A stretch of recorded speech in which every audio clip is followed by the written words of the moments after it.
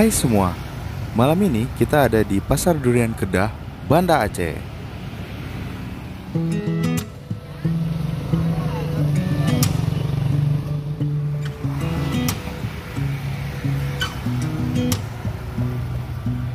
Ini adalah salah satu dari beberapa pasar durian yang ada di kota Banda Aceh.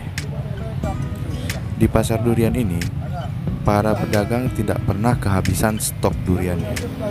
Banyak berdatangan durian hasil panen dari berbagai daerah yang ada di Provinsi Aceh.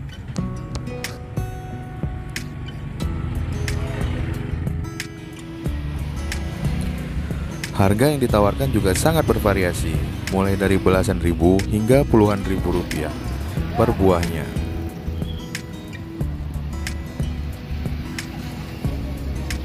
Itu berapa, Pak? Hah? Itu berapa? 120. 120.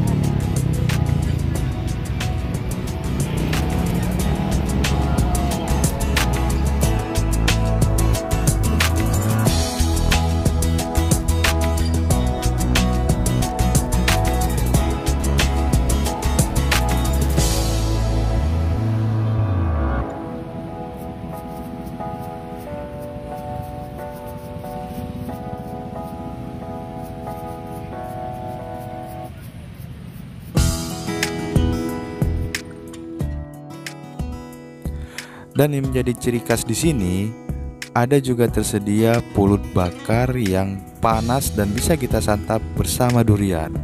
Dan rasanya, wow, sangat lezat.